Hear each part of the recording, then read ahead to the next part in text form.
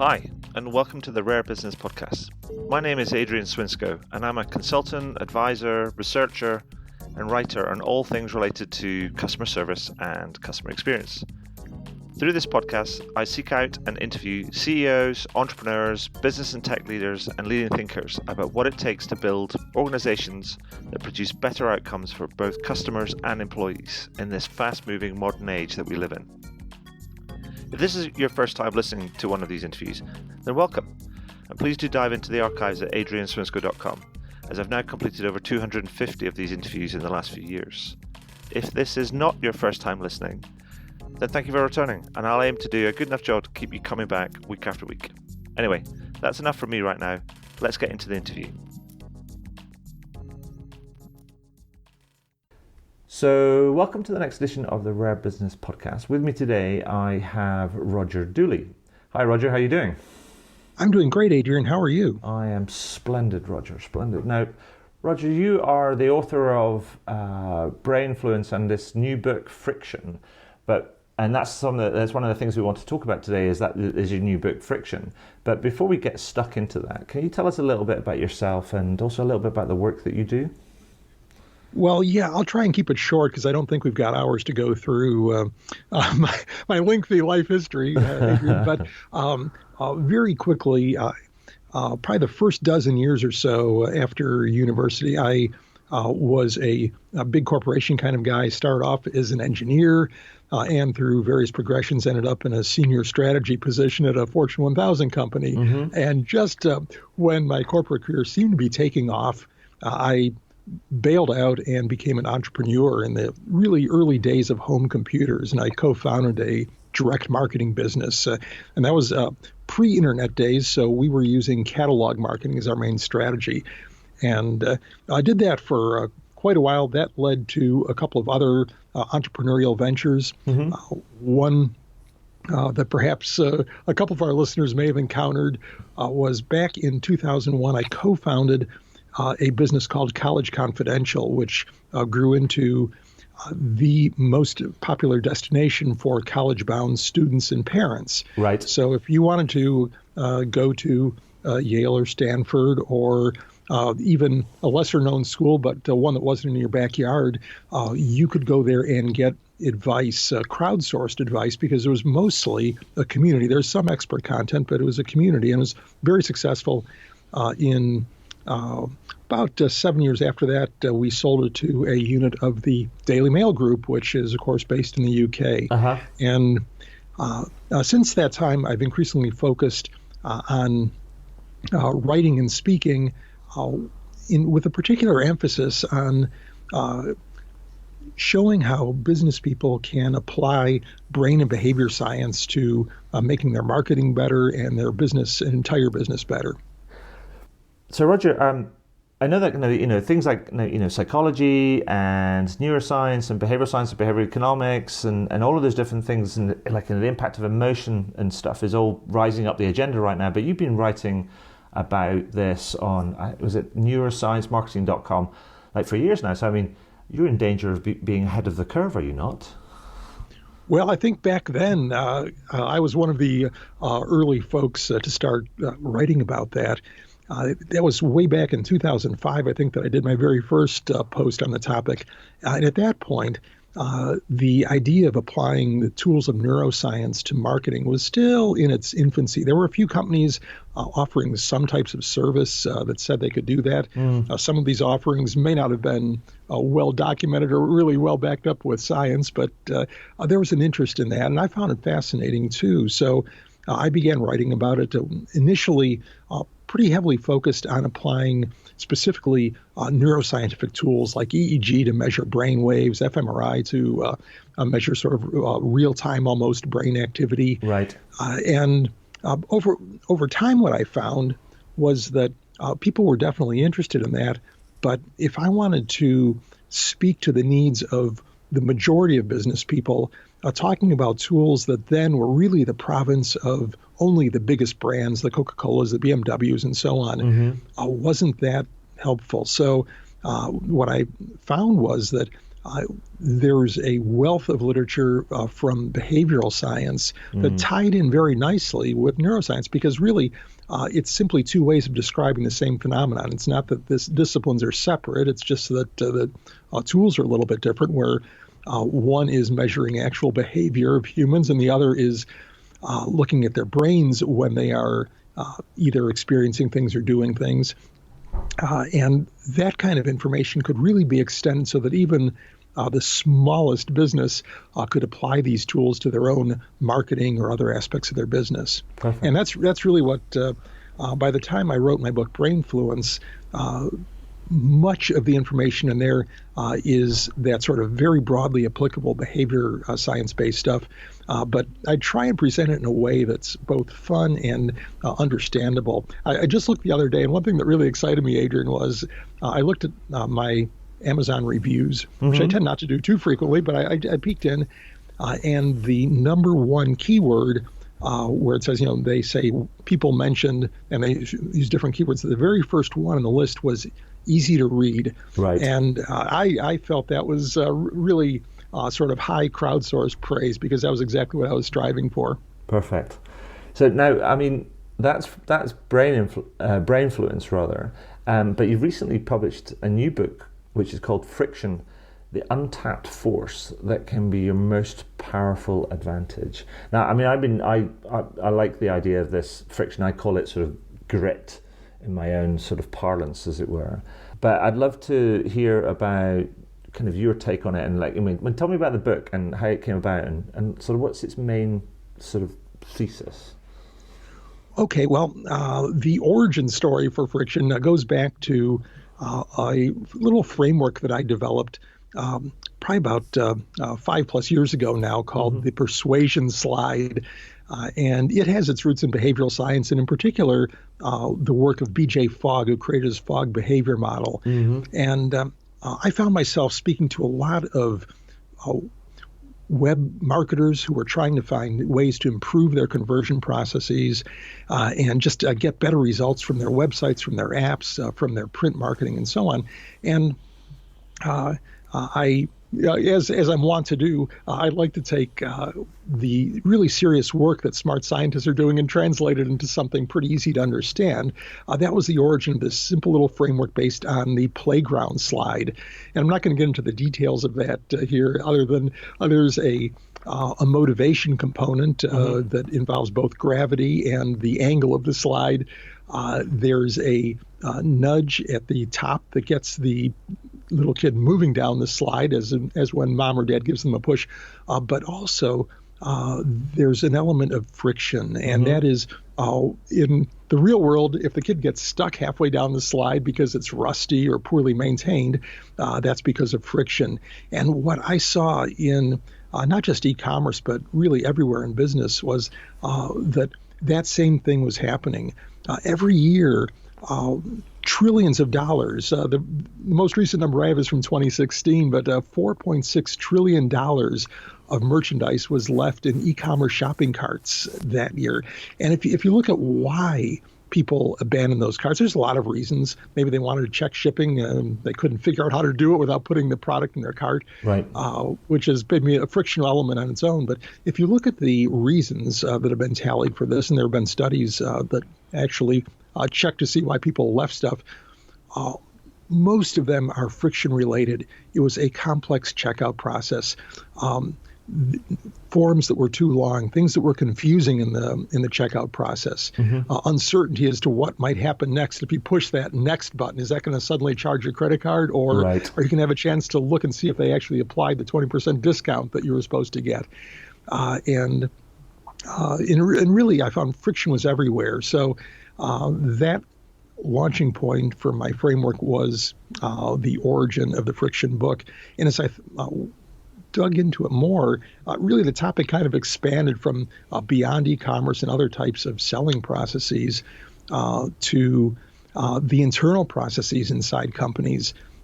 There's one study estimates that $3 trillion of effort inside organizations is wasted because of bureaucratic procedures, meetings that are wasting time, emails that really don't need to be distributed to people, but they end up having to read them and then remove them. Or there's so much wasted time that it amounts to trillions of dollars. So that was important. And they even extended it to the macro level, comparing the economies of China and India and why China's grown so much more quickly, 8 times as quickly as India in the last 30 years, when they were about the same size economy at the starting point. Now, there are a lot of reasons for that, but a lot of it is frictional. India's really legendary bureaucracy and red tape and licensing schemes and such that make it very, very difficult for businesses to get started and to grow. And then finally, at the micro level, even our personal behavior, Adrian, is shaped by friction, where if you want to adopt a good habit or break a bad habit, one of the simplest things you can do is manipulate friction. Make that bad habit harder to do, or make that easy habit, make that a good habit easier to do. Okay. And it really has a profound effect. If you look at the opinions of habit experts like Charles Duhigg or James Clear, author of Atomic Habits, this is a key element in all of their strategies.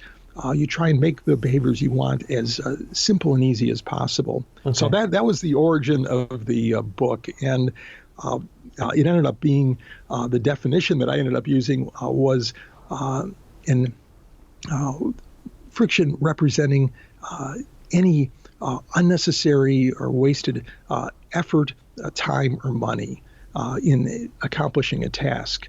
And it really pervades so much of our lives, and often we take it for granted. Yeah. A few years ago, you probably would not think twice about the friction of getting a taxi ride to the airport, for example.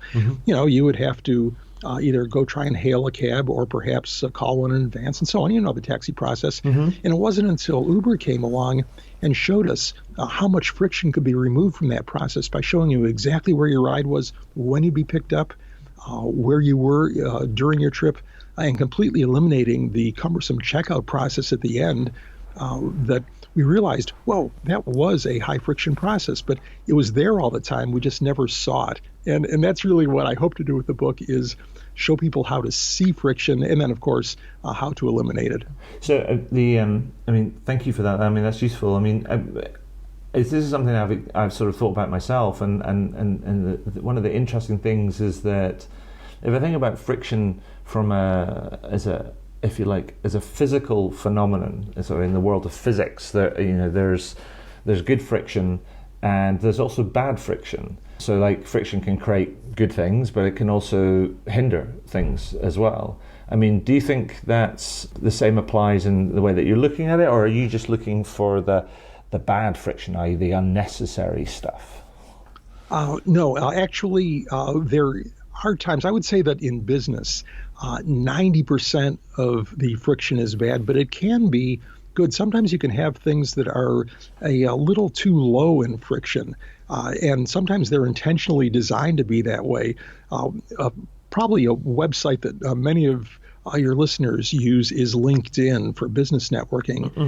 And one of my complaints about them has been the way they manipulate friction in very specific ways.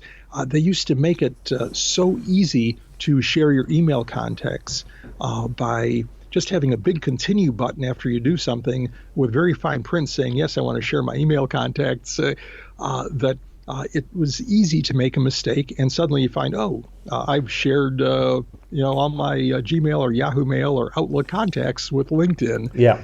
I think they minimize friction to accomplish their business objective, but they also did so in a way that really is what some might call a dark pattern, where it was done in a way that was not necessarily in the user's best interest.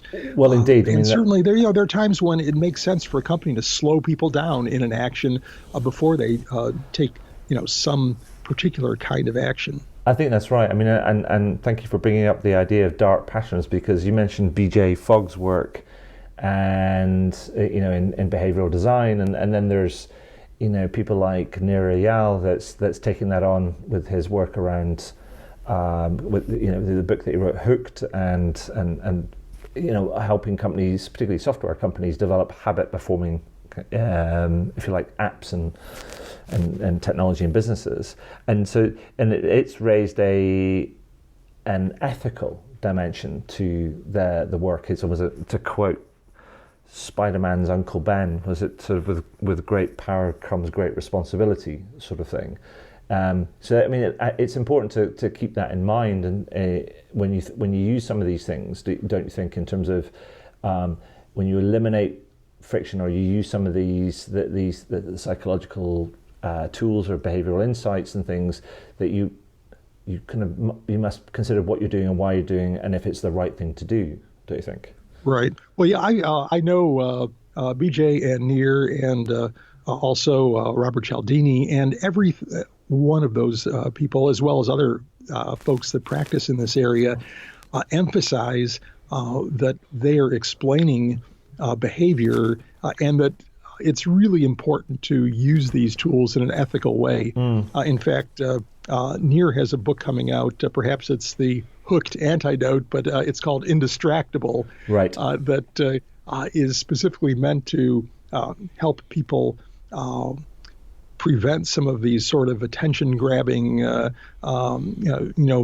apps that are reducing their productivity and their personal satisfaction. So, but I know that every one of them really believes that.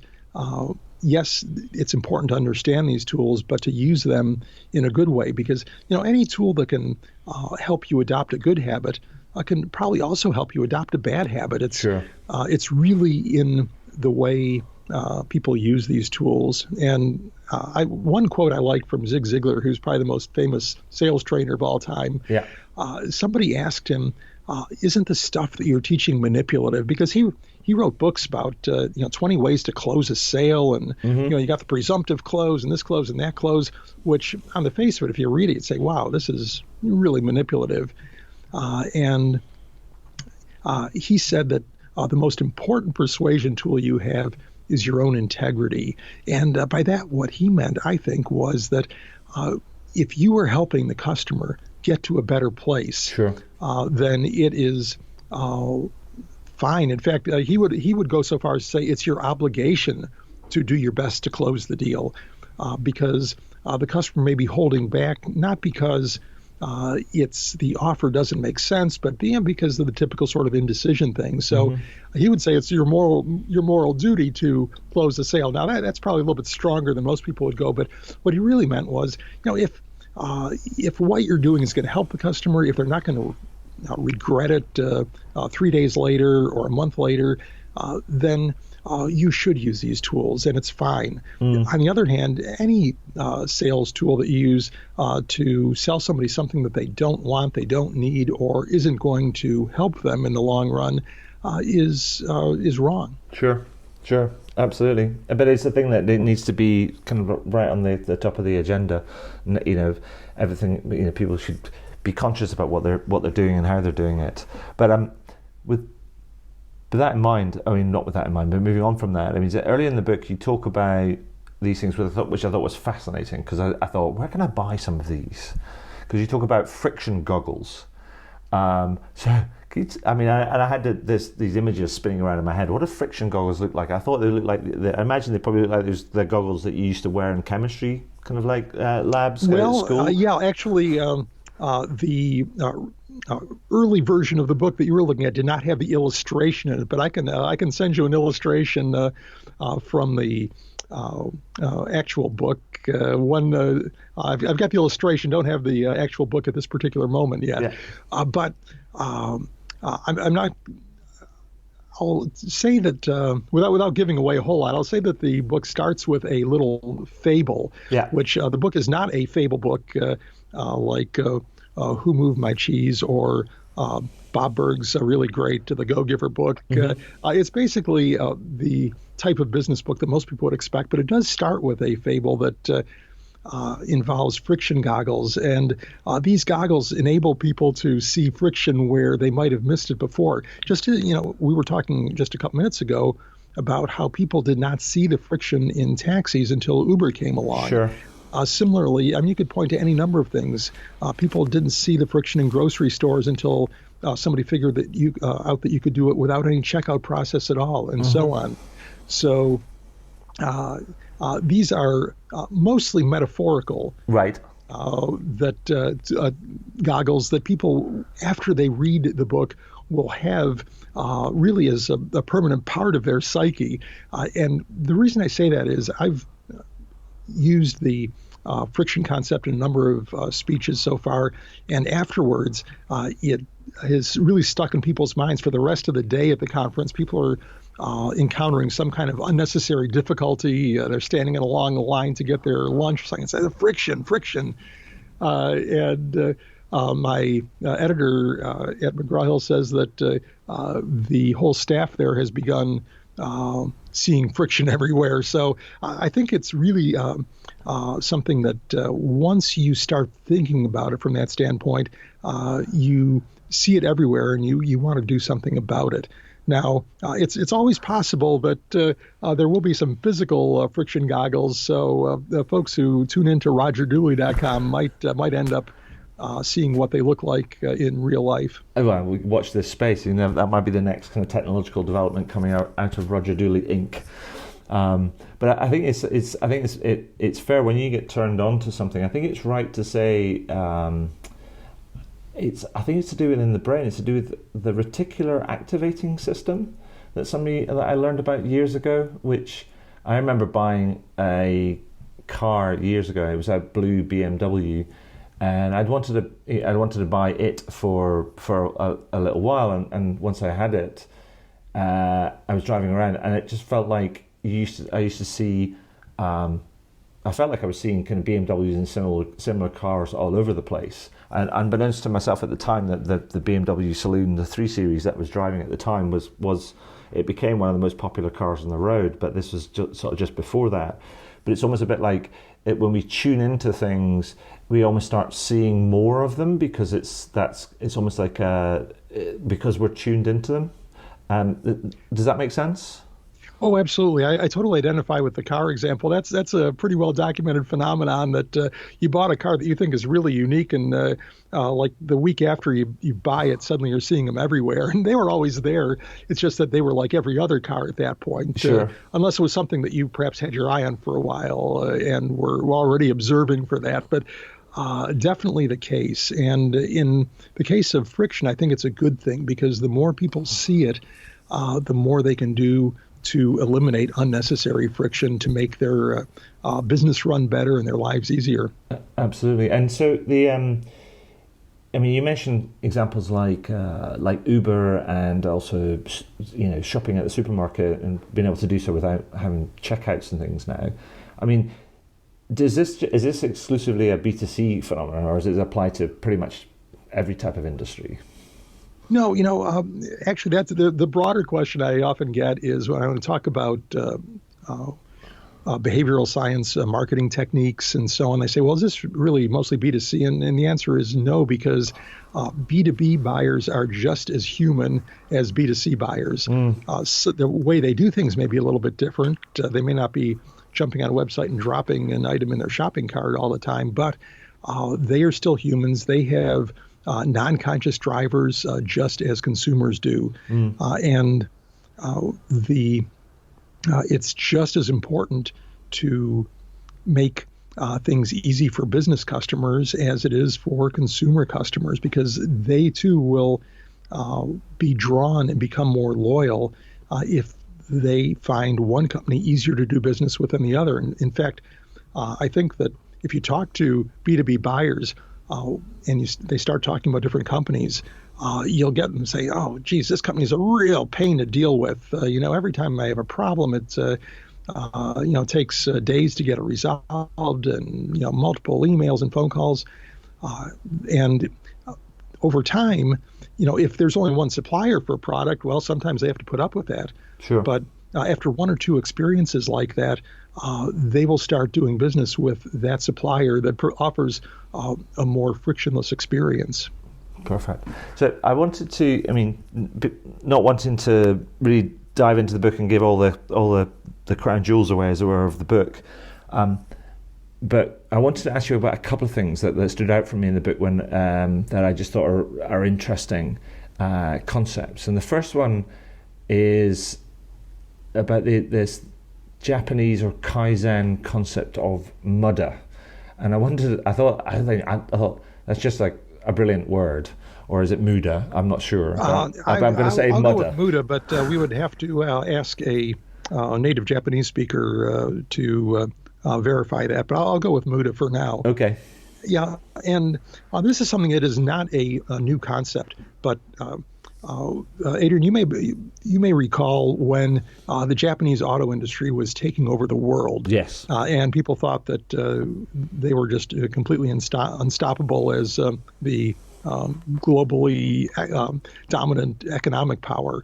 And there were a lot of reasons for that, but one of the things that they were very good at doing was manufacturing stuff very efficiently, sure, including automobiles. When the people in Detroit started looking at how the Japanese were building cars, they just found that there was a huge amount of waste in the way Americans were doing it. And it was everything from having massive stockpiles of inventory and lots of other things. But one concept that sort of came to the fore was Japanese manufacturers had identified wasted effort as muda. Mm-hmm. And they would analyze, say, what a worker was doing down to just every single motion, so that if, for instance, a worker had to pick up a tool, they would find a way, rather than have that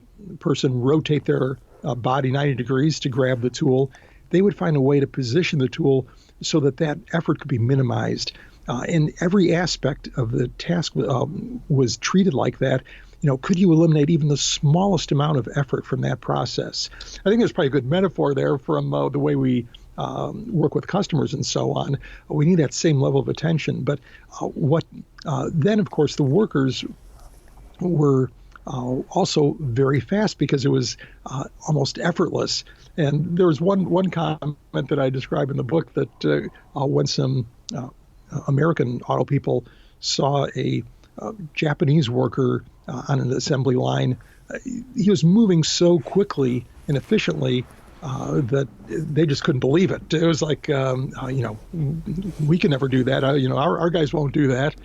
But it was not just because the workers were putting out a high level of effort.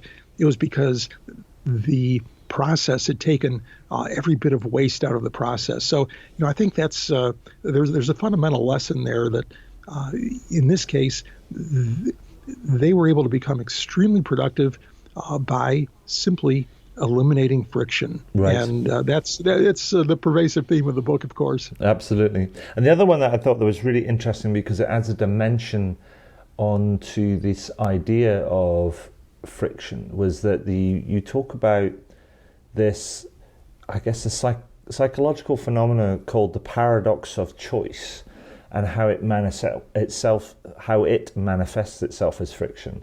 I mean, can you tell us a little bit about that? Because I think the paradox of choice is based on the work of Iyengar and Lipper back in the late 1990s yes. and 2000s, early 2000s, I think.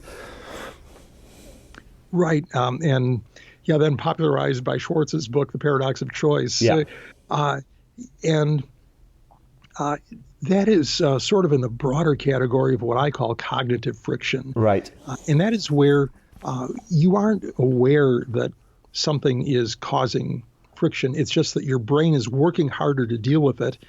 And when your brain works harder to deal with something, it changes your behavior. Yes. And that affects everything from, say, a type font that's difficult to read, and it affects your perception and your behavior. But in the case of choice, it's well established that if there are a lot of choices for what would normally be perhaps a simple decision, then it actually slows people down. They may take longer to examine the choices, but they end up actually, if they're buying things, purchase fewer. And the classic study involves jam, where in alternating weekends in a specialty store, the researchers put out a table with jam samples and then bottles that people could buy. They had one weekend they would do 3 jams, another weekend they do 24. And logically, you would say, well, if there's a bigger choice, then people will buy more stuff because maybe they don't like the 3 choices, but they're bound to find one that's right on the money for them when there's a couple of dozen choices. But in fact, what happened was when there were a lot of choices, they sold fewer jars of jam. Sure. And now that doesn't mean that choice is always bad. If you are in a complex buying process, choice is good. Amazon has infinite choice, and obviously they do pretty well. They own half the e-commerce market, but they reduce some of that choice friction by offering a lot of tools, the way they sort the products, the way they display them. You've got star ratings, you've got reviews, you've got different kinds of screens where you can filter by price, you can filter by colors and characteristics of the product. So they provide you a lot of tools to narrow that choice. I think probably a more something that would resonate more as a choice problem is if you've ever been on an e-commerce site that had a bad search feature. Sure. So you search for something and it gives you a whole page of stuff that appears to be random to you. You get tired of that pretty quickly and you go shop somewhere else. Where Amazon, even though their website is far from beautiful, it is really a selling machine. Sure, absolutely.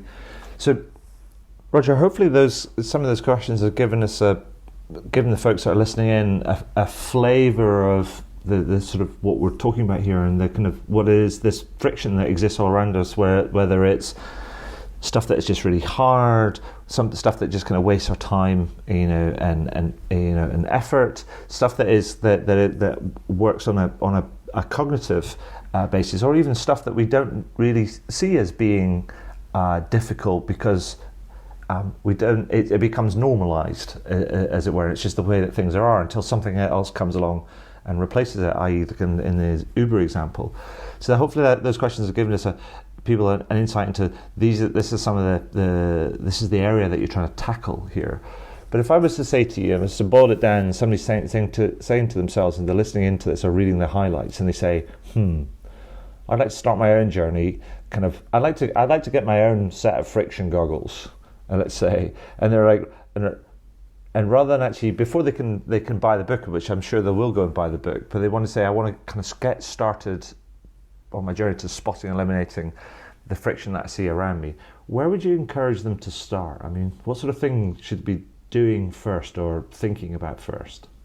Right. Well, I think that most of us have experienced a couple of major kinds of friction, and one is in that customer experience side, and then also on the internal side, right. How the company does things. And to me, the start is to think about developing a friction-aware culture inside the company so that everybody, not just the leaders, but everybody is sensitized to identifying friction, and unless it serves some useful purpose, getting rid of it. And so one starting point that I'd suggest is on the customer-facing side, very carefully observing customer behavior. I was at a conference just a couple months ago, and there was a behavioral science company there that looked at trying to improve the way websites worked and the shopping experiences worked and so on. And the lady commented, well, I go in and I ask somebody, how many steps are there in your checkout process? And he said, commonly people say, well, there's 3. Right. But then he said, we go in and we analyze every single motion. This all sort of harkens back to the Muda concept. Every single motion that the customer has to make. Do they have to scroll down? Do they have to click something? Do they have to tap the screen? All the motions, they find that it's not 3, it's more like 27. Sure. And, I think just really putting aside the assumption of what customers what you think customers have to do business with you, and then actually observing real customers going through the process, particularly first-time customers who don't already know how everything works. And I think that would be a huge eye-opener for a lot of people. Perfect. No, thank you for that. That's great. Great advice. So, Roger, is there anything else that you'd like to add that we've kind of missed out? No, I think we've really covered a lot of territory here, and I'm really excited to talk about this with you. This is actually the first friction-specific interview that I've done, Adrian. So it's really a lot of fun, and yeah. So you can claim that honor if that's an honor. Yay. And but I really appreciate the opportunity to talk about this because, as you can probably tell, I get pretty excited about it. Yeah, that's cool. I mean, so Roger, where can folks pick up a copy of the Friction? Where's the best place that they can go to? Okay, well, it should be available at most places where you find books, obviously Amazon.com, BarnesandNoble.com, and so on, as well as hopefully physical bookstores. But probably the best place to start would be RogerDooley.com, because there I've got a jumping off point. I'll have both links to the book, links to my own podcast, my blog at Neuromarketing, and so on. And so that's a pretty good starting point to find out all things that I'm involved in. Perfect. Roger? And I'll add, too, I am on Twitter at Roger Dooley, and that is probably my preferred social medium. Perfect. Roger, we will make sure that we get that all edited up and written up and ready to go just as the book is about to go kind of live. I want to wish you the best of luck in the book. Congratulations on finishing it. I appreciate the amount of work that goes into kind of writing a book, and also all the writing that goes on in between. But lastly, wanted just to say thank you for sharing your time and your insight today. That's been great. Well, thanks for the opportunity, Adrian. I enjoy talking to somebody who understands the psychological aspects of the topic. It's been great. Excellent. Well, that's it for another interview. I really hope you enjoyed it. Now, every time I complete one of these interviews, I learn something new, and I try and incorporate that new learning into my writing, my speaking, my workshops, and the consulting that I do for my clients. If you're interested, you can find out more about how I work with clients over at adrianswinsko.com. But one final thing before I go, please consider heading over to iTunes or whichever podcast platform you choose to use, and do leave a review. Every little helps, as they say. Anyway, that's all for now. Thank you for listening, and do listen in again. All the very best.